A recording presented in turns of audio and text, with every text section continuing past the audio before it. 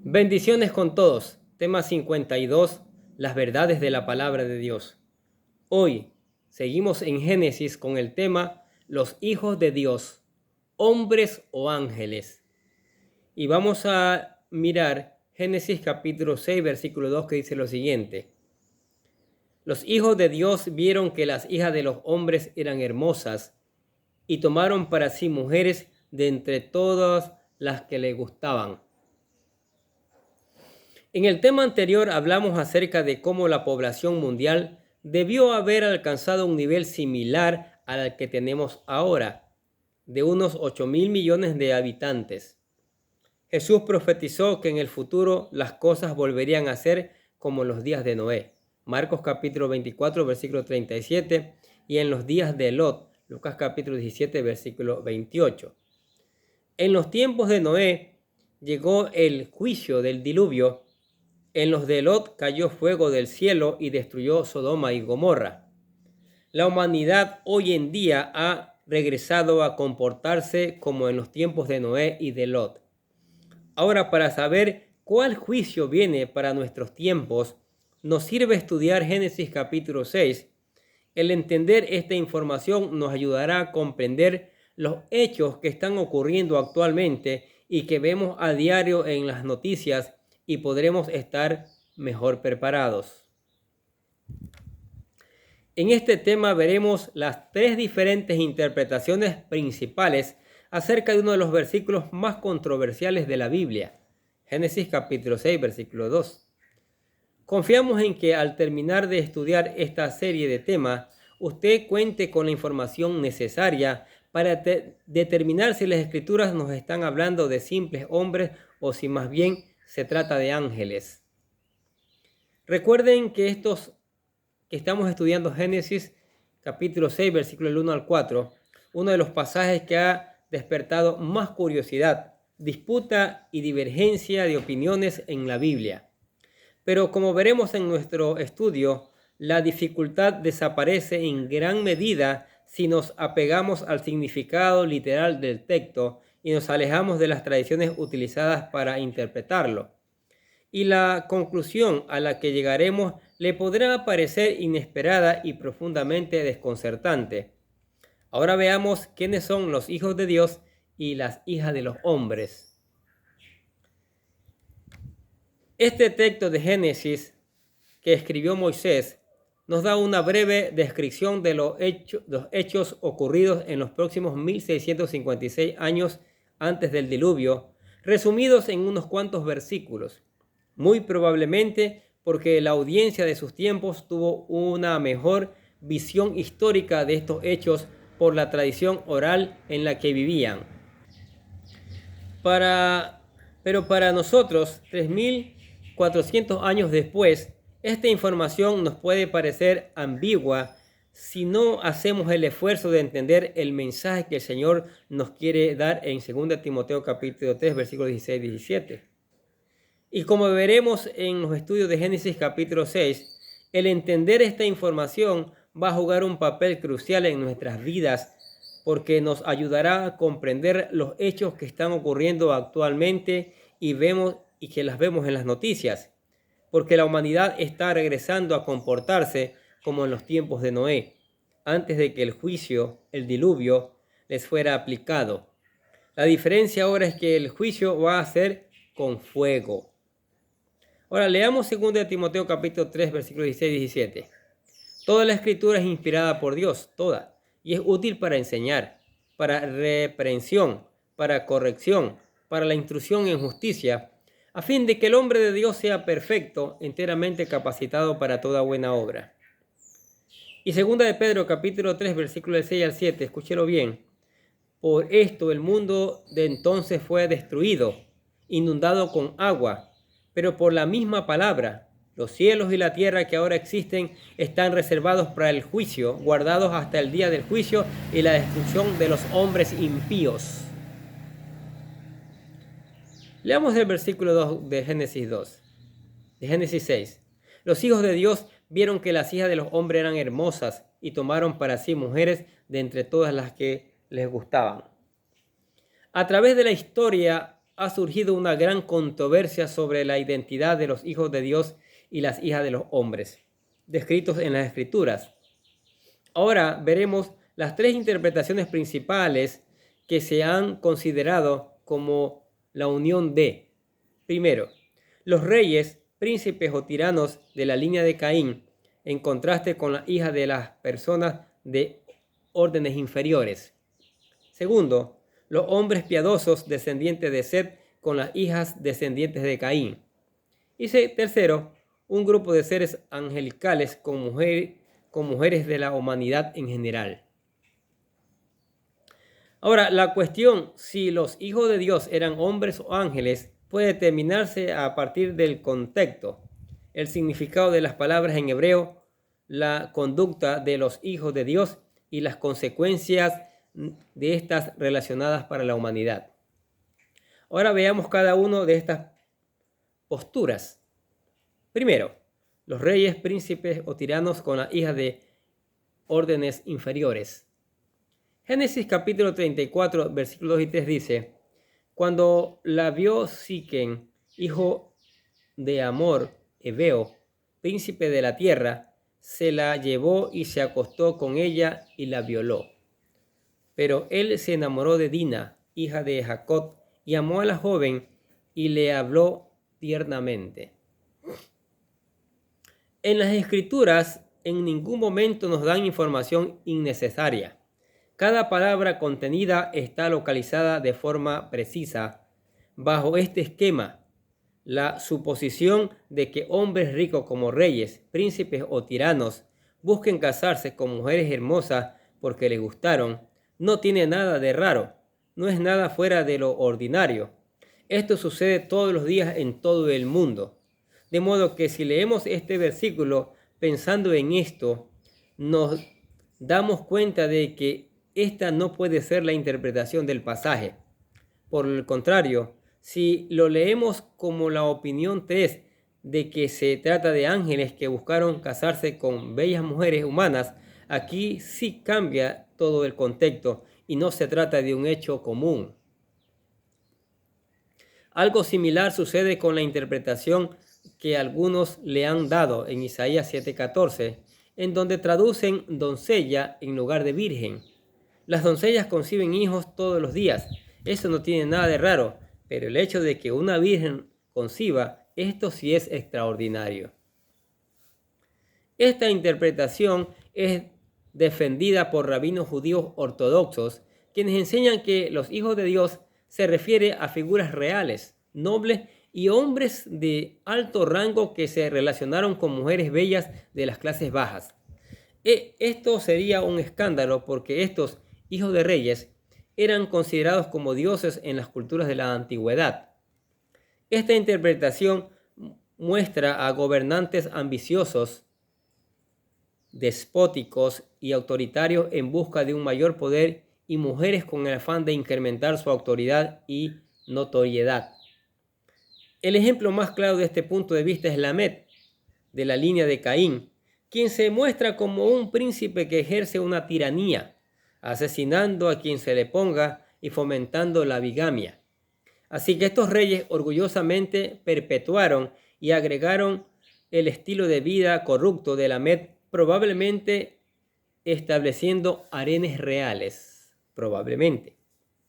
Existen textos que respaldan esta posición de mezcla de clases sociales, como la traducción en arameo de la Torá, el Targum de Onkelos, del siglo II después de Cristo, que traduce la frase hijos de Dios, Benei ha Elohim, como hijos de los poderosos, o Símaco. En traducción en griego los llaman los hijos de los reyes. Esta postura está fundamentada en la interpretación que la palabra Elohim se usa a veces para describir a líderes o jueces israelitas, como en Éxodo capítulo 21 versículo 6, capítulo 22 versículo 8 y Salmo capítulo 82 versículo 1 y versículo 6. Y además que el fruto de esta relación fue llamado en Génesis 6:4 Giborim, que significa grandes hombres de valor, fuerza, riqueza o poder. Sin embargo, la frase Benei ha Elohim no se utiliza en el resto del Antiguo Testamento para referirse a humanos, sino para hablar de seres angelicales. Por lo que esta interpretación está forzando una excepción en el contexto de no aceptar a estos seres sobrenaturales como parte de la descripción de este pasaje. Génesis 6.2 dice que los hijos de los poderosos vieron a las hijas de los hombres que eran hermosas y tomaron esposa de todas las que quisieron. Targum de Onkelos. Y Salmos 82.6 dice, yo dije, ustedes son dioses y todos son hijos del Altísimo. En este versículo se observa que los hijos de los poderosos escogieron de manera promiscua a sus esposas sin importar que fueran solteras o no, teniendo en cuenta solo el placer de sus propios deseos y sin seguir los mandamientos de la institución del matrimonio, específicas para el Creador para poder tener una descendencia consagrada a Dios, y no solo en busca de la fama de los gigantes y hombres de renombres. Malaquías capítulo 2 versículo 15 dice, ¿acaso el único no hizo el cuerpo y el espíritu de ella? ¿Y qué es lo que demanda el único? Una descendencia consagrada a Dios. Guarden, pues, su espíritu y no traicionen a la mujer de su juventud. Por eso no podemos aplicar el término hijos de Dios, Elohim, a estas personas. Jesús nos especifica en Juan capítulo 14, versículo 34 al 36, en donde cita el Salmo 82, versículo 6, para describir el tipo de personas que se le puede llamar Elohim en las Escrituras. Y como podemos ver en el comportamiento de una persona como Lamed, de la línea de Caín, no se ven los frutos de alguien que recibió la palabra de Dios en su vida. Por lo que si nuestro Salvador Jesucristo está diciéndonos que el término de Elohim solo aplica a aquellos a quienes vino la palabra de Dios a sus vidas, y Jesús es la palabra. Recuerden eso. Por lo tanto, no se puede aplicar este término a los hijos de los poderosos. Esta interpretación no es la correcta por no estar justificada por el uso del lenguaje y por no ser bíblica. Juan capítulo 10, versículo 34 a 36 dice, Jesús le respondió, ¿no está escrito en la ley? Yo dije, ¿son dioses? Y si aquellos a quienes vino la palabra de Dios los llamó dioses, y la escritura no se puede violar, a quienes el Padre santificó y envió al mundo, ustedes dicen blasfemia porque dije, yo soy el Hijo de Dios. Además, esta interpretación no proporciona ninguna explicación al versículo en Génesis capítulo 6, versículo 4, en donde los hijos de estos matrimonios fue una raza de gigantes, como veremos cuando lleguemos al estudio de los Nefilim, o héroes de renombre.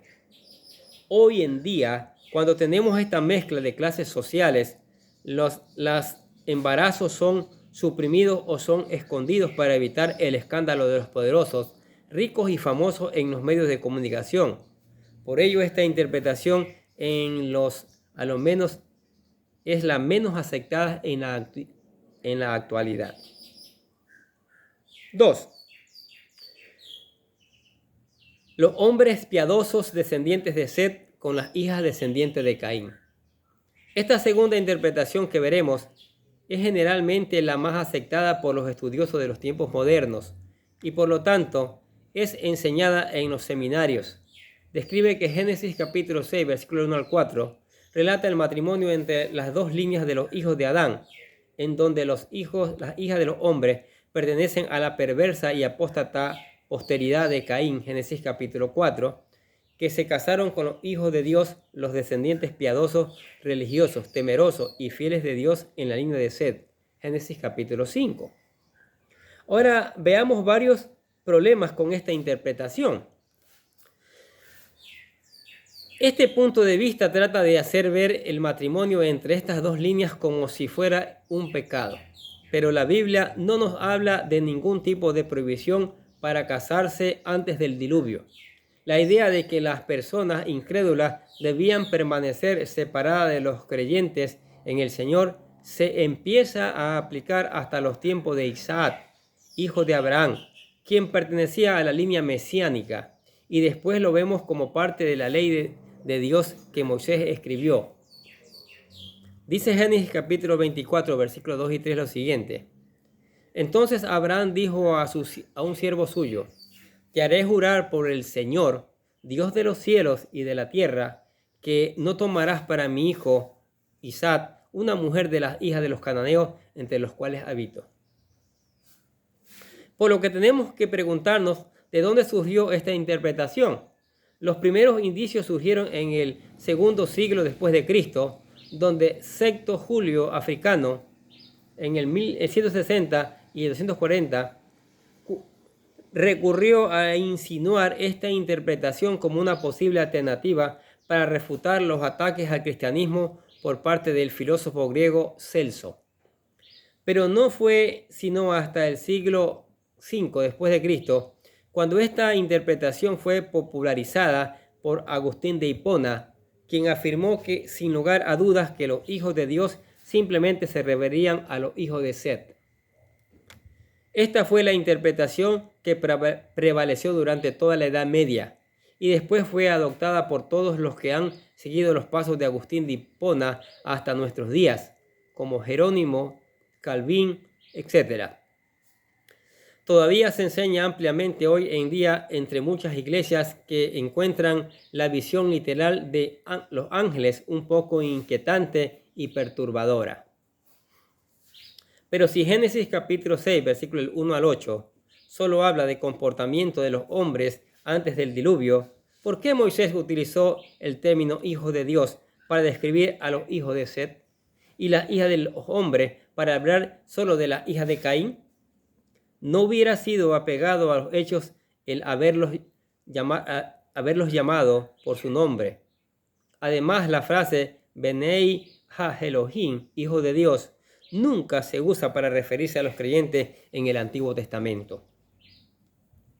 Este punto de vista asume que solo los hombres descendientes de Set eran creyentes y que solo las mujeres del linaje de Caín eran incrédulas. Para los tiempos del nacimiento de Enos, hijo de Set, la humanidad ya estaba profanando el nombre de su creador. No hay indicios en las escrituras de que la línea de Set estuviera formada exclusivamente por creyentes. Además, ¿por qué un creyente iba a casarse con una mujer no creyente? El apóstol Pablo nos advierte a los creyentes para que no se unan en yugo desigual con los incrédulos, como dice 2 Corintios capítulo 6, versículo 14 al 18. Y aunque esto llegara a pasar, el Señor no destruye estos matrimonios mixtos hoy en día. Así que esta interpretación estaría acusando a Dios de ser inconsistente en sus juicios. 2 Corintios capítulo 6, versículo 14 y 15 dice: no estén unidos en yugo desigual con los incrédulos, pues ¿qué asociación tiene la justicia y la iniquidad? ¿O qué comunión la luz con las tinieblas? ¿O qué armonía tiene Cristo con Belial? ¿O qué tiene en común un creyente con un incrédulo? Y el Salmo capítulo 92, versículo 15 dice: para anunciar cuán recto es el Señor, Él es mi roca, y en Él no hay injusticia, no hay. Otro punto que invalida esta interpretación es el considerar que si los descendientes de Set en general fueron fieles al Señor, entonces, ¿por qué todos ellos murieron ahogados en el diluvio a excepción de Noé y su familia? Recordemos que de entre todos los seres humanos antes del diluvio, solamente Lot y 8 personas en el arca se salvaron del juicio de Dios. Por lo que más bien lo que la Biblia nos dice es que tanto los descendientes de Caín como los de Set formaron parte de una corrupción universal de toda la raza humana, que incluso llevó a Dios a lamentar haber hecho al hombre en la tierra. Imagínese la aflicción en el corazón de nuestro Creador al ver que la humanidad había llegado a un punto de maldad que era irreversible y que la única solución era la destrucción? Imagínense.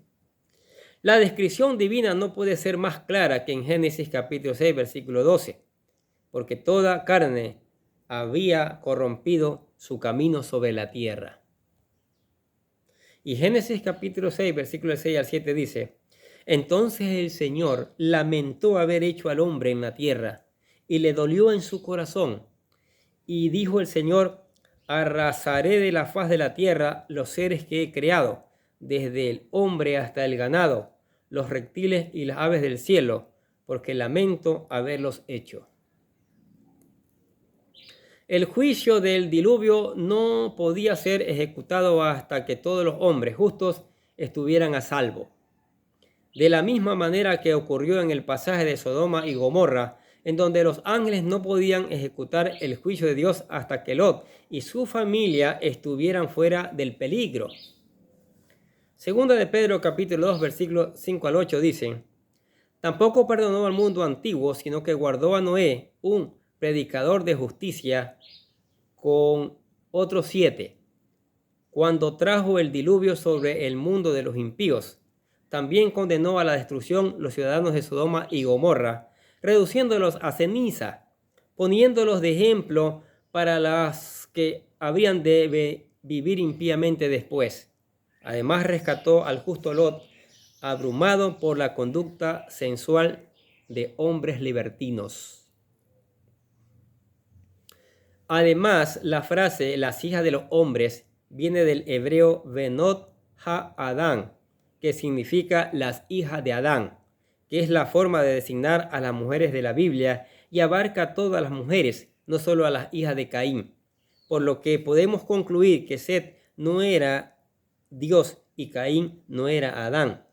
Entonces el contraste hecho en este versículo requiere otra interpretación. Otro punto a evaluar en las hijas de los hombres eran hermosas es la palabra hermosa, que viene del hebreo tot, que significa principalmente buena, justa y adicionalmente hermosa. En la misma palabra que utiliza Dios cuando vio que su creación era buena y hermosa, en Génesis 1:31. Pero para esta interpretación se aplica un significado opuesto para la hija de Caín. En lugar de ser buenas y hermosas, se las califica como mujeres malas e incrédulas que corrompen la supuesta bondad de los hombres descendientes de Set. Por lo que este contraste no es lo que reflejan las Escrituras, ya que tanto hombres como mujeres se alejan del Todopoderoso. Génesis capítulo 6, versículos 11 y 12 dice: pero la tierra se había corrompido delante de Dios y estaba la tierra llena de violencia. Dios miró la tierra y vio que estaba corrompida, porque toda la carne había corrompido su camino sobre la tierra. Y por último, si esta interpretación fuera correcta, ¿por qué la unión entre los hombres piadosos y mujeres impías produjo gigantes? ¿Por qué? Los matrimonios mixtos entre personas con príncipes, religiones y prácticas opuestas eran necesariamente fuentes de una gran corrupción. Las mujeres no religiosas podrían ejercer como madres una poderosa influencia negativa en los hijos, con una muy baja probabilidad para ser los hombres de renombre, siendo más probable que los hundieran en una depravación fatal, tal como nos dicen las Escrituras. Tampoco estos matrimonios de un creyente con una incrédula tendrían como descendencia a gigantes, superhombres o monstruos, llamados en hebreo Nefilim en la Biblia.